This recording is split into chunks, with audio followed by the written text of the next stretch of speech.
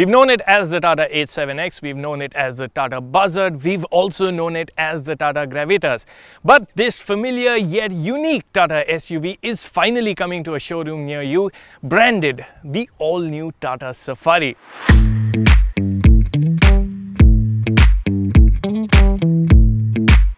The original Safari had a huge fan following. Does this one have the ingredients to take the story forward?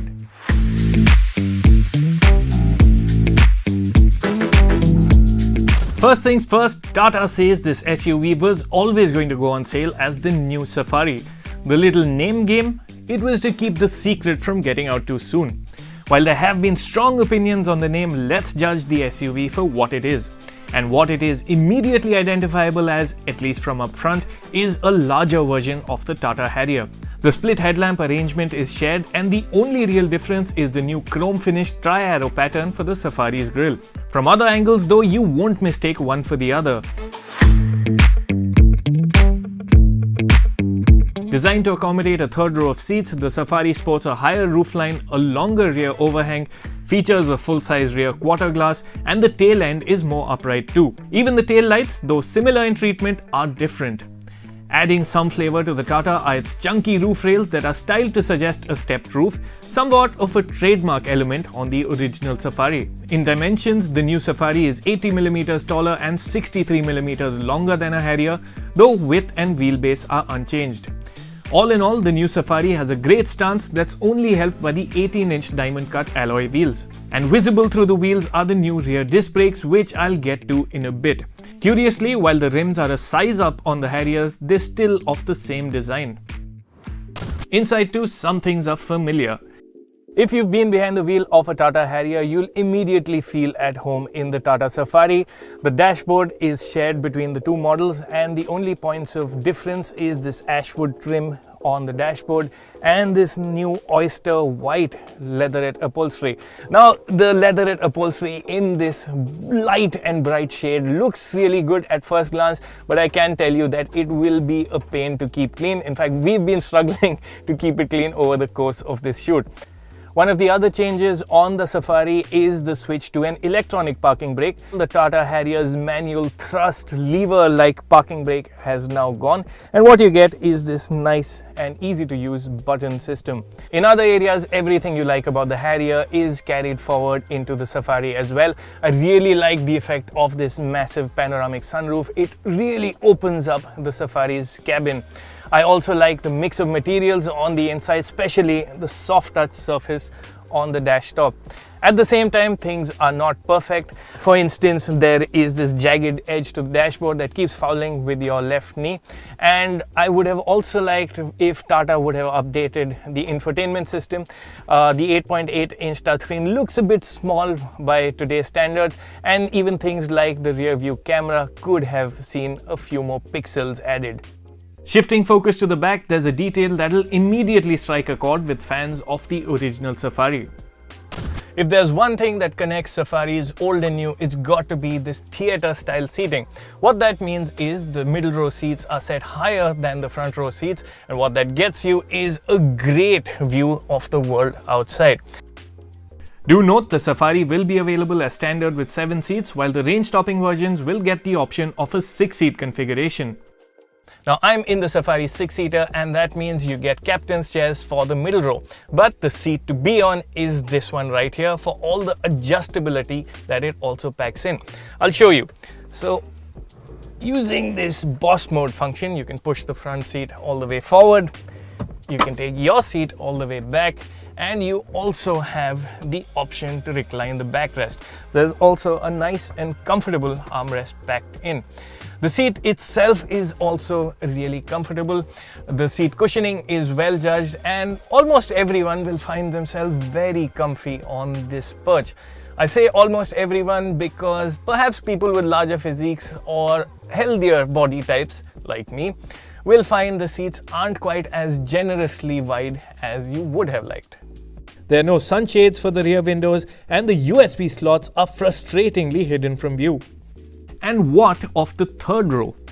Now, getting to the Tata Safari third row requires some level of flexibility. On the 6-seat version, the best way to get to the back is through this narrow passage between the middle row seats. So, what's it like at the back? Now, Tata had boldly said that the Safari third row will not be an excuse for a third row, and I think there was some truth to that. Now, the front and middle row are set to a comfortable position for someone of my size, yet there is enough room for someone like me to be comfortable at the very back.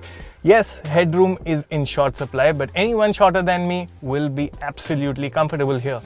Again, the seating position is not as knee up as we are used to in typical third row seats, and Tata has also done well to pack in a blower control for the very last row.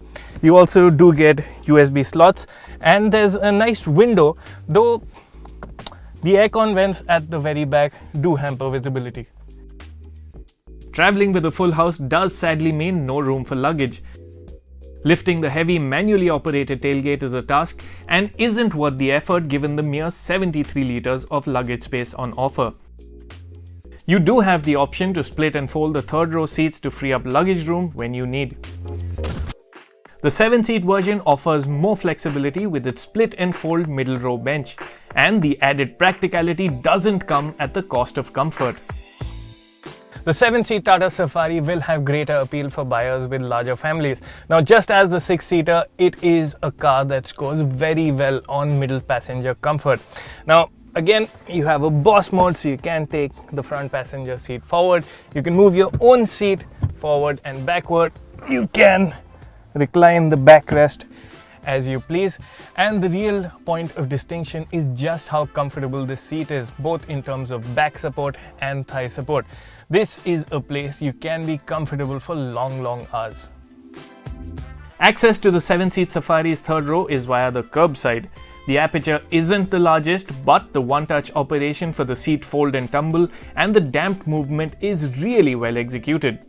And once you're settled in, you'll also find that space is more than acceptable at the very back. In fact, the third row is one of the Safari's big highlights. Before we get moving, here's a quick look at the features you get on the Tata Safari. Highlights include the panoramic sunroof, an impressive JBL sound system, and it's nice that connected tech is part of the package too. The list of safety features is long as well, with ESP impressively offered as standard.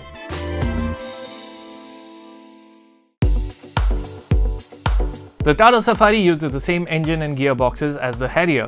That's a 170 horsepower 2-litre 4-cylinder diesel engine with the option of 6-speed manual and automatic transmissions. From behind the wheel, the driving experience is similar too. There's good power, but in the case of the manual, you have to contend with a clutch that's not progressive enough and gears that need some effort to slot. Without a doubt, it's the Safari Automatic that's the one to buy. The Fiat Source 2-litre diesel engine, branded Cryotech 170 by Tata Motors, is best enjoyed with the Hyundai Source 6-speed automatic transmission. Now, this gearbox is well in tune with the characteristics of this engine. Gear shifts are always timely, they're always smooth, and when you do want to take manual control via the gear lever, you'll find that the unit is quite responsive as well. The engine tends to groan and moan a bit when you're starting out, and also sounds a bit gravelly when you load it up, but things settle down quickly enough. In fact, you like this engine for its wide spread of power and how effortlessly it gets the Safari up to speed. Driving modes, namely Eco, City and Sport, that alter power also help fine-tune the driving experience. What the Safari feels like with a full load of passengers is something we'll put to the test soon. Our quick timing runs did reveal the Safari, that's heavier by 75 kgs, to be just as brisk as the Harrier. Tata has enhanced the braking system for the Safari. The Tata Safari will carry more passengers and hence more weight than the standard Harrier, and hence it was almost imperative for it to have stronger brakes. Tata has addressed this issue by equipping the Safari with rear disc brakes. Now, if you're used to the Tata Harrier, you'll find the effectiveness of the brakes far superior on the Tata Safari. Stopping power is good, but the brakes do feel a bit mushy at the pedal. What Tata could have worked on is the steering. It feels heavy at low speeds and tends to kick back too. When you build speed, you'll also find that it's a bit inconsistent. There's slack at the straight ahead position, but give a few more degrees of lock and the big Safari will dart into another direction, and that can be disconcerting.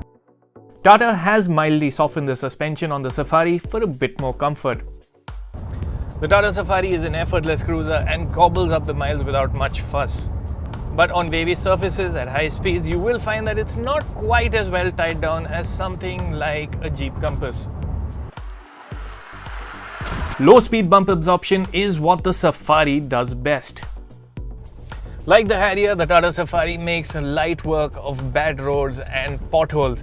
In fact, this is one of those cars that tends to feel better and better the worse the road gets, and that's where its tough build really shines through.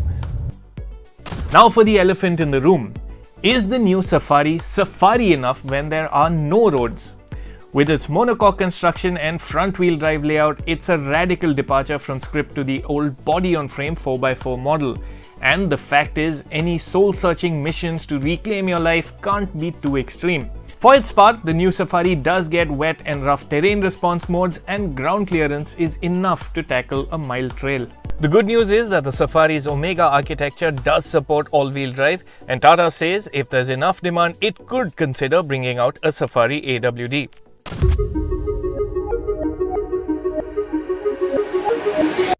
Likely to be priced between 15 and 21 lakh rupees ex-showroom, the Safari will command a premium of about 1 lakh rupees over the Harrier. The Safari goes up against the MG Hector Plus and will also see fresh competition from the new Mahindra XUV 500 and 7-seat Hyundai Creta over the year. The new Safari is attractive, plush and well equipped, and the third row is genuinely impressive. Sure, it's not a versatile 4x4 as the original Safari was, but see it as the 3-row SUV for the family that it is, and you'll find that the new Safari scores where it matters. What do you think of the new Tata Safari? Let us know in the comment section below, and if you haven't already, do subscribe to the Autocar India channel.